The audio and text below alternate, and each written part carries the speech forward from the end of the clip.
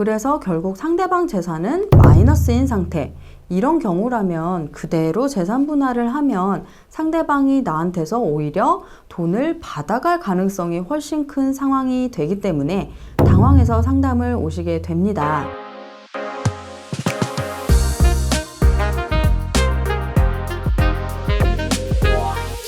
안녕하세요. 14년차 이혼 전문 변호사 위자료 챙겨주는 언니 서지연입니다. 전 시간에 이어서 재산 분할의 대상에 포함시켜야 할지 많이 다퉈지는 사례를 소개해 드리려고 하는데요. 바로 배우자의 한쪽 명의로 발생한 채무들입니다. 나는 배우자에게 빚이 있는 줄도 전혀 몰랐는데 여차저차한 이유들로 이혼을 하려고 소송을 진행을 하다 보니 상대방이 사업 등등 때문에 진 빚만 몇 억이 나오는 당황스러운 경우들이 있습니다. 그래서 결국 상대방 재산은 마이너스인 상태. 이런 경우라면 그대로 재산 분할을 하면 상대방이 나한테서 오히려 돈을 받아갈 가능성이 훨씬 큰 상황이 되기 때문에 당황해서 상담을 오시게 됩니다. 이게 왜 문제가 되느냐를 구체적으로 예를 들어 설명드려 보겠습니다. 만약에 원피고의 적극 재산, 즉 플러스 자산이 10억이 있는 상황이라고 할 때 이혼 소송이 시작이 되자 피고가 본인이 은행에서 대출받은 채무 또는 개인에게 돈을 빌리며 발생한 채무라고 하면서 5억의 채무에 대한 부채증명서나 개인 간 차용증을 제출을 합니다. 그러면 만약에 내가 40%의 기여도를 주장을 하고 있었다고 한다면 10억 중에 4억을 분할받아 갈 거라고 예상을 하고 있었겠죠. 그런데 피고가 제출한 그 채무가 분할 대상 재산에 포함이 되는 순간 분할 대상이 되는 자산이 10억에서 5억으로 확 줄어들게 되고 내 기여도 40%가 인정이 되더라도 나는 결국 2억밖에 분할을 못 받아가는 상황이 되는 겁니다.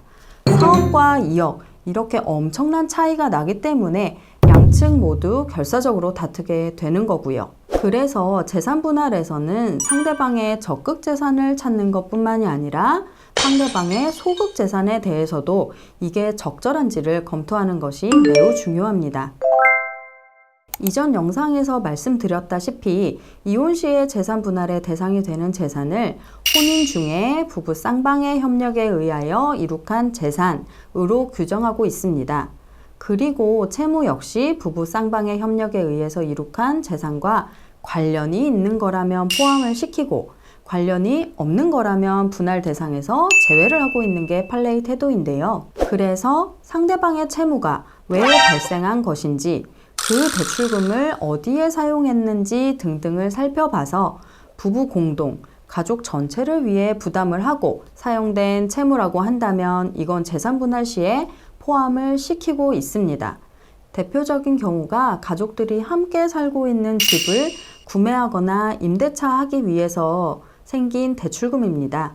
이런 경우에는 양쪽 모두의 채무가 남아 있어서 둘 다 마이너스인 상황이라고 하더라도 재산 분할이 가능하고 그 재산 분할의 결과는 채무의 부담 비율을 기여도에 따라서 공평하게 조절하는 것이 됩니다. 그리고 상대방의 사업으로 가족이 생계를 꾸려가고 있었고 사업에 필요한 자금을 조달하기 위해서 어쩔 수 없이 발생한 대출이라고 한다면 이 또한 재산 분할 대상에 포함이 됩니다. 반대로 만약 가족 전체를 위한 게 아니라 본인 개인을 위한 채무라거나 다른 가족들이 극구 반대를 했음에도 혼자 몰래 대출을 받았다는 등의 특수한 사정이 있으면 재산 분할 대상에서 뺄 수가 있습니다. 가족 전체를 위한 것이 아니라 본인 개인의 채무라고 한다면 대표적인 것이 유흥비를 충당하기 위해 사용된 대출금 이런 건데요. 본인은 사업상 필요다라고 주장을 하지만 그 내역을 봤더니 술값, 룸사롱,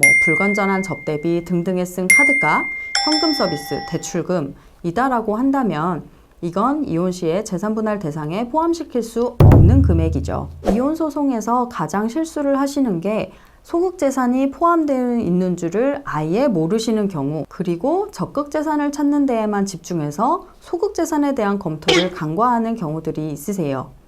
그러나 이혼 소송 역시 민사 소송이기 때문에 나에게 유리한 내용은 내가 주장을 하고 내가 입증을 해야 됩니다. 만약에 배우자의 소극 재산에 대해서 우리 쪽에서 전혀 다투지 않는다고 한다면 법원은 이게 법리적으로 맞는지 틀리는지에 대해서 검토조차 하지 않습니다. 법원은 어디까지나 중립적인 지위에 있기 때문에 법원이 왜 내 편을 안 들어주느냐, 내가 피해자인데 억울하다, 이런 말을 해도 아무 의미가 없고요. 따라서 변호사만큼은 내 편이 되어줄 사람을 꼭 찾으셔서 조금은 덜 힘든 과정과 성공적인 결과를 꼭 얻으시길 바라겠습니다. 이상 위자료 챙겨주는 언니 서지연 변호사였습니다. 오늘 내용이 도움이 되셨으면 좋겠고요. 다음 시간엔 더 도움이 되는 주제로 찾아오겠습니다. 감사합니다.